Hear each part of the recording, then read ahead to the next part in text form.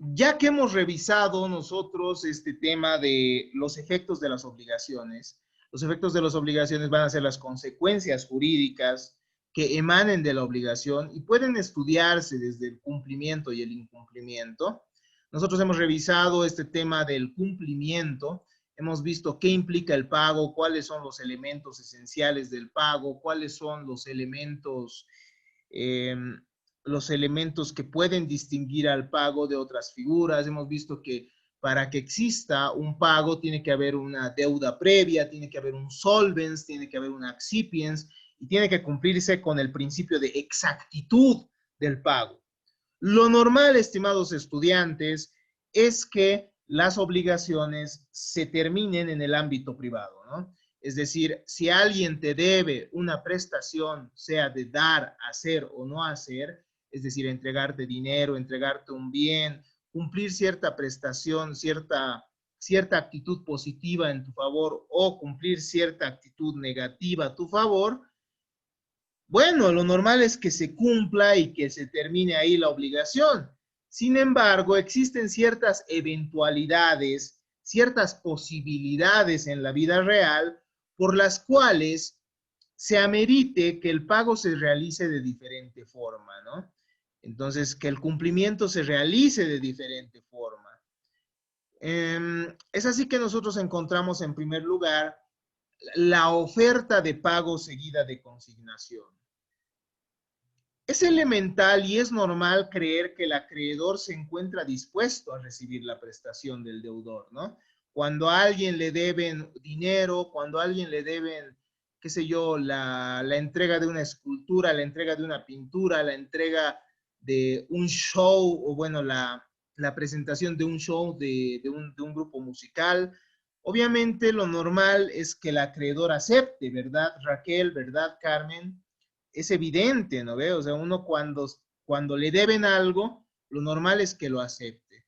Pero puede suceder, estimados estudiantes, que el deudor no encuentre al acreedor en primer lugar.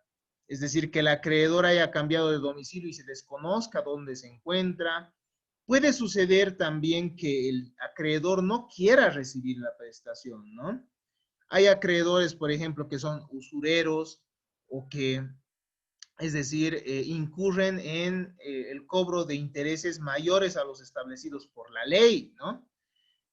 Y le digan, no, no, no, tú no me debes esto, tú me debes más dinero y yo no te voy a aceptar que me pagues hasta que tú me pagues la totalidad de lo que me debes, según los intereses que hemos acordado, ¿no? Entonces puede haber una evasiva del acreedor. Ustedes han debido ver en la vida real, ¿no? Que hay acreedores que no quieren recibir la prestación. Es por este motivo que la ley establece ciertos mecanismos a los que puede acudir el deudor para lograr su liberación judicial, porque el deudor tampoco puede estar sometido al arbitrio del acreedor, ¿no? Es decir, no va a estar esperando a que el acreedor esté conforme con el pago, pese a que le está cumpliendo exactamente de la manera en que se ha comprometido. ¿Qué es la oferta de pago y consignación? Es el pago que satisface el deudor o quien está legitimado para sustituirlo, pero con la intervención de una autoridad judicial. ¿Ya? Entonces, ¿qué dice? Señor juez, mi acreedor ha desaparecido, entonces no puedo cumplir la obligación. O mi acreedor no me quiere recibir la obligación que yo le debo. Y eso puede suceder. Eso puede suceder bajo la figura de la mora del acreedor que vamos a revisar en un momento más. Entonces, dándose estas circunstancias, es la autoridad judicial la que va a permitir que se realice el pago ante el asiento judicial y que finalmente se lo reconozca como eficaz, ¿no? Porque al final uno, reitero, no puede estar reatado todo el tiempo que el acreedor quiera a aquel mismo, bueno, a la obligación, ¿no? Esto implicaría que uno sencillamente no es libre. Y si uno quiere liberarse, obviamente tiene todo el deber, todo el derecho de pagar ante la autoridad judicial para que posteriormente se declare que, que la obligación ha sido cumplida. funciona mediante una demanda para que el juez atribuya al acreedor el desprendimiento del deudor con fuerza de pago, ¿no? Entonces, la oferta de pago seguida de consignación termina estableciendo que el deudor ha cumplido su obligación. Es facultativo del deudor, es decir, tampoco es que sea obligatorio que el deudor, cuando el acreedor no le quiere recibir o por ciertas circunstancias no puede recibir la prestación, el deudor tenga que acudir necesariamente a esta figura. Pero muchas veces para perfeccionar ciertas prestaciones se termina estableciendo, se termina acudiendo a esta figura de la oferta de pago seguida de consignación, ¿no? Los juicios, estimados estudiantes, los procesos de manera más técnica, ustedes saben, ¿no?, que las controversias se van a solucionar mediante procesos judiciales, ¿no? Pero en materia civil no todo implica pelea, es decir, no todo implica controversia, no todo implica litigio. Hay diferentes tipos de juicios, hay diferentes tipos de procesos. A grandes rasgos yo les explico los siguientes. Cuando existe controversia sobre un derecho, es decir, si una persona es propietaria y la otra no, y cuando no existe un trámite especial establecido por ley, se acude al proceso ordinario, ¿no? En proceso ordinario se puede establecer la nulidad de documentos, en proceso ordinario se puede acudir a la acción reivindicatoria, por ejemplo, si alguien está en mi casa, se puede acudir al cumplimiento de una obligación que se cuestiona si efectivamente existe o se cuestiona si efectivamente se cuestiona sus alcances, ¿no? Entonces, cuando hay controversia, se acude a procesos contenciosos que van a ser ordinarios. Pero también existen procesos extraordinarios. Hay ciertos procesos establecidos en nuestro código que por su naturaleza ameritan un trámite más corto. Dentro de estos nosotros encontramos los interdictos que ustedes ya conocen, ¿no? El interdicto de recuperar la posesión, el interdicto de daño de obra nueva perjudicial, el interdicto de daño temido y el interdicto de retener la posesión. De igual manera, en vía extraordinaria va a proceder el desalojo de vivienda, por ejemplo, cuando un inquilino tiene que retirarse del bien que se le ha entregado. Entonces, los extraordinarios implican que se acortan los plazos. Existen también, estimados estudiantes, ciertos procesos llamados procesos monitorios, dentro de los cuales encontramos algunos procesos ejecutivos. ¿Qué significa? Que ya existe, ya no es necesario debatir la existencia del derecho. Existe un derecho casi certero, por lo cual se procede directamente, hay una etapa de defensa, claro, pero mínima, y posteriormente se procede por parte del juez a la ejecución directamente, ¿no? Y en estos procesos monitorios, dentro de los procesos ejecutivos, está esto de las obligaciones que hemos visto. ¿Se acuerdan que nosotros hemos visto, cuando hemos revisado la naturaleza jurídica de las obligaciones, hemos dicho, hay dos momentos, el Schuld y el Haftung, ¿no ve?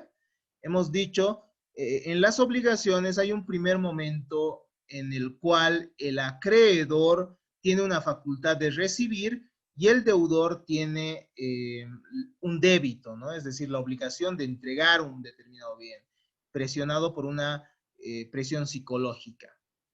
Pero tenemos también un segundo momento de las obligaciones que es el de la responsabilidad, es decir, aquella facultad que tiene el acreedor para exigir mediante los órganos jurisdiccionales el cumplimiento de la obligación y por parte del deudor existe la responsabilidad por la cual tiene que someterse, por la cual tiene que aceptar que su acreedor le ataque al patrimonio para satisfacer esa prestación, ¿no ven? Entonces, cuando sucede esto, cuando se ha incumplido una obligación, se acude al proceso ejecutivo. Y como ya existe cierta certeza, es decir, como ya es casi seguro que una persona le debe a otra, simplemente se procede a un trámite de ejecución. Es decir, no es que se tiene que pelear todavía como en un proceso ordinario, ¿no? El proceso ordinario ya implica los más amplios debates, la más amplia posibilidad de debate. Pero en el proceso ejecutivo al que me refiero, Ya existe un título, el juez simplemente analiza el título y si el título cumple con los requisitos de la ley, entonces el juez dirá, procedamos a ejecutar. Es decir, embarguemos los bienes, los remataremos y posteriormente con eso tú, acreedor, te vas a cobrar. Pero entonces el ejecutivo implica eso y lo vamos a revisar un poquito más a detalle en un tema posterior, en el tema del incumplimiento. Pero además, chicos, existe un tipo de procesos especiales que se llaman los procesos voluntarios. En los procesos voluntarios no existe controversia, chicos. No existe, ya hemos visto, ¿no? Hay procesos ordinarios en los cuales sí existe controversia, sí se debaten los derechos. En los extraordinarios también, solo que se van a restar los plazos, se van a restar ciertos actos procesales. Luego tenemos los procesos monitorios en los cuales existe un derecho casi seguro y simplemente se procede a cobrarlo, ¿no? Se procede al remate, a la subasta y remate para que posteriormente se satisfagan esos derechos.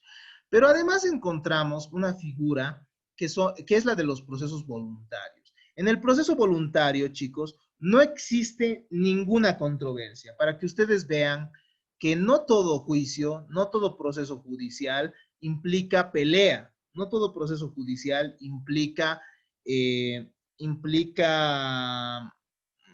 conflicto de intereses. En los procesos voluntarios estamos ante una situación en la cual el solicitante simplemente le va a pedir al juez el reconocimiento de un derecho o al notario, ¿no?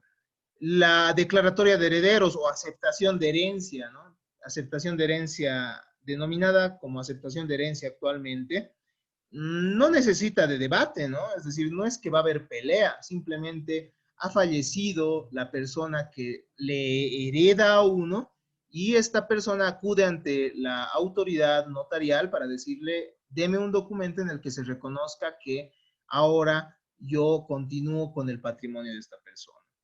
O bueno, encontramos dentro de los procesos voluntarios la figura de la declaración de bienes vacantes y mostrencos, ¿no?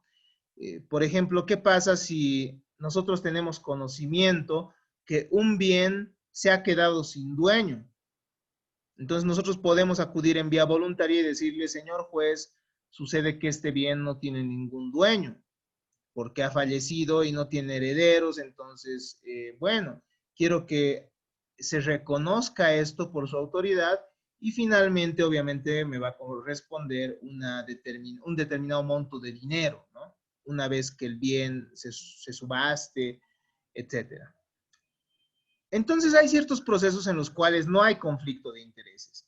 Dentro de los procesos voluntarios encontramos la oferta de pago seguida de consignación. ¿Por qué? Porque efectivamente, chicos, cuando un deudor debe una determinada prestación a su acreedor, no debería haber conflicto de intereses, ¿no ve? Es decir, si yo le debo $100,000 a Raquel Huarca, yo sencillamente voy donde el juez, le muestro el título y le digo, le debo $100,000 y quiero pagarle, pero no me quiere recibir. Entonces voy a la vía voluntaria, ¿no ve? Voy a la vía voluntaria y el juez tendría, si se cumplen los requisitos establecidos por ley, que aceptar que yo le estoy pagando a Raquel Huarca. Y ella ya verá si recoge o no el dinero o si recoge la prestación que yo le debo. A eso se refiere la oferta de pago y consignación. ¿En qué casos procede la oferta de pago seguida de consignación? Esta figura puede operar en los siguientes casos. En primer lugar, ante la negativa del acreedor. El deudor, como habíamos dicho, no puede estar sometido al arbitrio del acreedor hasta que el acreedor le acepte y le diga, bueno, ya, ahora sí te voy a aceptar que me pagues. No, ¿no ve? Si es que uno está cumpliendo con el principio de exactitud del pago, es decir, bajo los principios de integridad e identidad, entonces tiene pues el derecho que el deudor, que el acreedor le reciba la prestación. Pero para que proceda la oferta de pago seguida de consignación ante la autoridad judicial, el deudor, perdón, tiene que probar el rechazo injustificado, tiene que probar que su acreedor le ha rechazado la recepción del pago. Y esto lo va a hacer, por ejemplo, mediante cartas notariadas, ¿no? Por ejemplo, si Raquel no me quiere aceptar el pago, yo puedo mandarle cartas con notario en las cuales haga constar este aspecto, ofreciéndole el pago de la prestación que le debo. El deudor no puede estar sometido al arbitrio del acreedor, como habíamos manifestado, ¿no? Entonces, el deudor tendrá que acudir ante acudirá ante la autoridad judicial y le dirá, bueno, señor juez, no me quiere aceptar el pago. Y esto muchas veces se puede dar, chicos. O sea, uno se imagina y dice, bueno, cuando a uno le deben plata, cuando a uno le deben algo, en realidad acepta, pues. Pero, ¿qué pasa, por ejemplo? A ver, voy a darles un ejemplo en el que probablemente pudiera suceder esto. Por ejemplo, Raquel me vende su casa, ¿ya?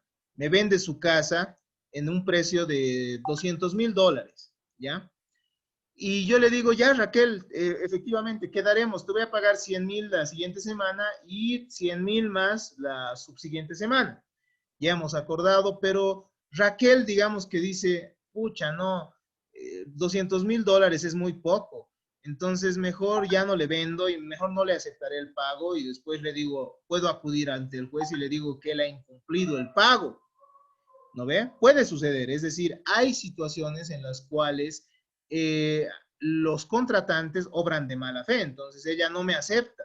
Y si no me acepta, entonces yo puedo acudir al juez y le digo, le tengo que pagar el precio y por eso acudo ante usted ofreciendo el pago. Pero no siempre se va a dar esto ante la negativa del acreedor, ante esa negativa injustificada que también se llama mora del acreedor. También puede darse por incapacidad del acreedor. Puede ser que el acreedor sea declarado interdicto sin representación. Puede suceder que el acreedor también esté concursado. A ver, primero la interdicción. Carmen Karen Calle me debe dinero, ¿no? Y yo, posteriormente, debido a deficiencias intelectuales y volitivas y a la pérdida progresiva de mi inteligencia, termino siendo declarado interdicto, ¿no? Es decir, ¿por qué? Por deficiencias mentales y ya no tengo capacidad de entender ni tengo capacidad de decisión. Entonces, en esa situación, ella puede decirle al juez, señor juez, yo le debo a esta persona, pero esta persona ya tiene problemas mentales, por lo cual, si le pago, esto puede llegar a ser inválido. Entonces, puede ofrecer mediante esta figura de la oferta de pago para que posteriormente la persona que sea nombrada como mi tutora pueda aceptar en mi nombre, ¿no? Tenemos además la figura, bueno, puede suceder que el acreedor esté concursado, por lo cual la masa de acreedores tiene que recibir.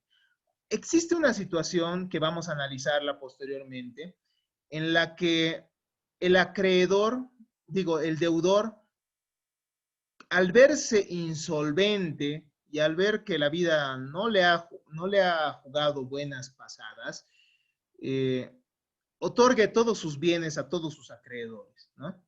Es decir, como no tengo plata, les voy a entregar todos mis bienes para que ustedes los administren, los vendan y se cobren de eso. Entonces, en esos casos, ¿qué pasa si Raquel me debe dinero, pero yo ya estoy concursado, como se llama, ¿no? Eso vamos a analizarlo. Concursado y mis deudores ya tienen todos mis bienes, digo, mis acreedores tienen todos mis bienes, ¿no? Entonces ella puede plantear esta oferta de pago seguida de consignación para que posteriormente todos estos mis acreedores acudan ante este juez y puedan cobrar de ese dinero. Puede suceder también que el acreedor esté ausente, es decir, no se encuentra en su domicilio y haya desaparecido. Entonces, cuando sucede esto, uno puede plantear la oferta de pago ante el juez. Puede suceder que existe incertidumbre sobre el derecho del acreedor. Hay un principio en derecho de obligaciones que nos dice lo siguiente: quien paga mal, paga doble.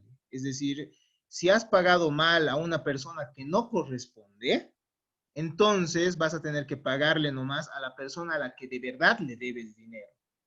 Y para evitar esto, se puede pagar ante el juez, ¿no? Mediante la oferta de pago seguida de consignación. Y decirle, señor juez, yo le debo a esta persona, y el juez ya verá si efectivamente se le debe a esa persona, finalmente aceptando el pago. Finalmente tenemos la figura del desconocimiento del acreedor. Puede suceder que se le deba a una persona, pero esta persona fallezca y no conozcamos quiénes son sus herederos, por lo cual no vamos a saber a quién pagar. Entonces, ante el desconocimiento de los herederos, también yo puedo acudir ante el juez para que se publiquen los edictos y se convoque a los herederos de mi acreedor y estos reciban el pago. Entonces, si se han dado cuenta, hay varias situaciones por las cuales el acreedor no necesariamente va a verse en la posibilidad de recibir el pago. Puede ser por su voluntad, puede ser porque desconozcamos quién es el acreedor, puede ser porque el acreedor ha desaparecido de su domicilio y no sabemos dónde está, puede ser porque ha sido declarado incapaz, o puede ser porque no sabemos si efectivamente él tiene ese derecho. Por lo cual acudimos ante la autoridad judicial para decirle, quiero ofrecer el pago de esta obligación a la cual yo estoy ligado. Y tenemos ese derecho de liberarnos de la misma. Muchas gracias.